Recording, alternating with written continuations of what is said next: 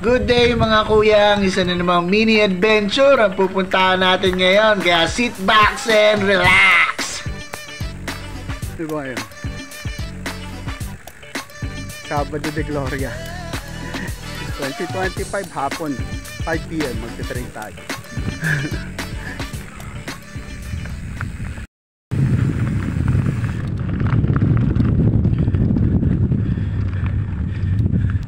Dito tayo ngayon sa Sitio Ujungan. So hapon hits. Ganito talaga tayo minsan-minsan pag sinisipag. Kahit na wala ang oras na kuha natin ang paraan na ilagay yung singit ito. Gusto natin gawin. So solo ride. Kanina papunta dito nag-iisip tayo kung nakakit tayo ng balagbag tapos silipin natin yung ilog dun sa Ilaya. Pero galing na tayo dun ng nakaraan. Saka parang nakapagod yung mga ahon dun. Kaya dito muna tayo. Back to basic. Downhill. Tago muna natin ito baka maubos yung ngipin natin.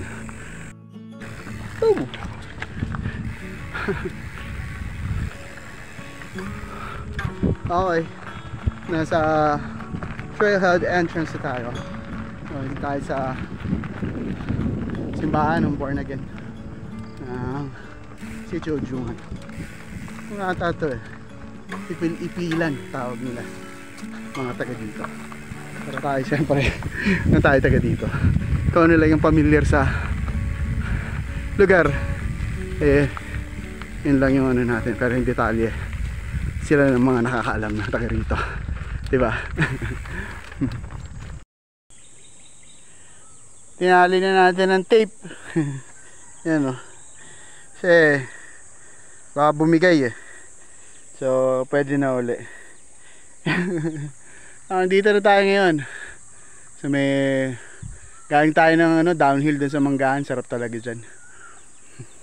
Hindi ko kayang pakita sa inyo ngayon yung lugar na yan kasi cellphone lang tayo. Mauubos ngipin natin pag nag one hand lang tayo. Lapit na mawala yung araw. Yeah. So let's go. Tulak tayo. Sarap nito downhill din dito.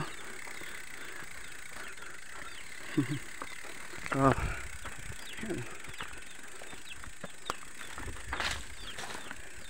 Okay. Mga sukatang bato sa sapatos natin. Ayusin natin.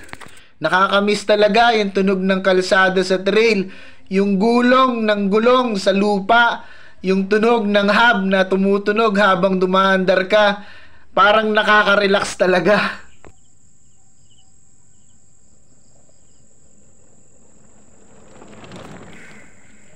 Iba't ibang mga tunog ng kulisa pang maririnig mo sa paligid. Yung kulay ng langit na palubog yung araw na nagbibigay ng tempo sa iyong diwa. Nakaka-relax talaga ang ambience kapag nandito tayo sa bundok. Fair view na Baliches.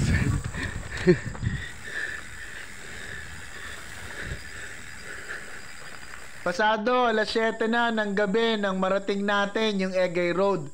Dumaan tayo sa Bamboo Trail. Ewan ko kung anong pangalan yung purok na yon. Tapos tumawid tayo ng tulay. Madilim na yung pa-downhill natin doon, kaya nagdahan-dahan lang tayo. So lulusot tayo ng Sitio Likaw-Likaw papunta ng Sitio Balagbag ng Barangay San Isidro. Maglulungkutan tayo. So dadaanan natin uli yung hindi natin napakita sa inyo nung last time. Na nagka-camping sa ibabaw. Yung malit, yung pula na yun na nagpo-focus. Nasa lungkutan tayo ngayon. So yun lang yung ilaw na nilalagay ko kasi yun yung pinaka-tipid mode para umabot tayo hanggang dun sa Blue Rock. Okay, so time check natin mga alas 9 pasado na. So yung ilaw dyan sa unahan nakikita nyo, maraming lights yan, city lights yan. San Mateo yan. So doon tayo sa baba ulit.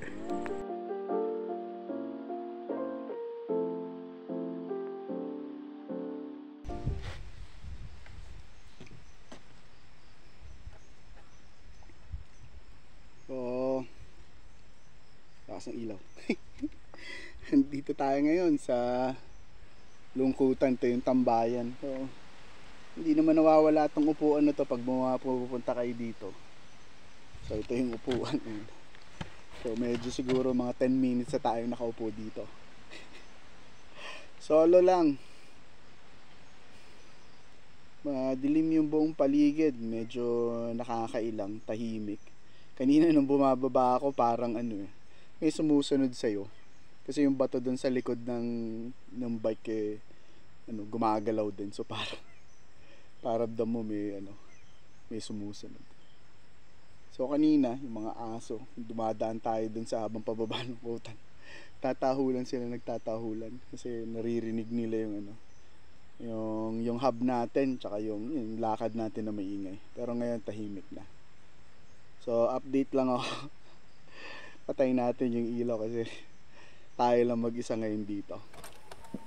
Okay.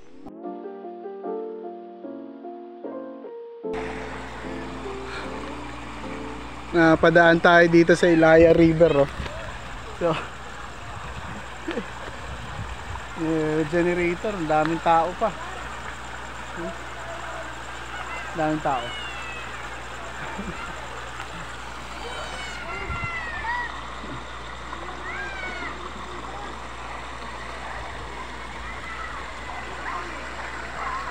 Maraming nag-overnight.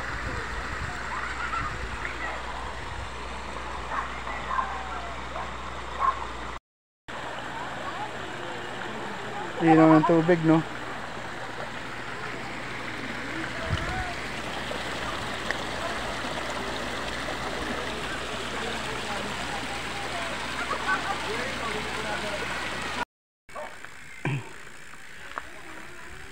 Okay, lagpas na tayo ng Blue Rock. Maraming salamat, nakaabot ka sa dulong part ng video na to. Sana naaliw ka dito sa video natin o kaya may natutunan naman dito. Hihingi na din ako ng konting pabor na sana may like mo itong video natin para makatulong to dun sa mga tao na gusto rin ng ganitong klaseng content natin.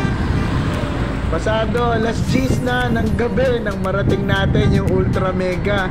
Nagpahinga tayo ng konti doon, uminom ng tubig sa may 7-Eleven. Buti na lang may 7-Eleven na tindahan doon, kundi yari tayo at wala tayong tubig. Kapit na tayo.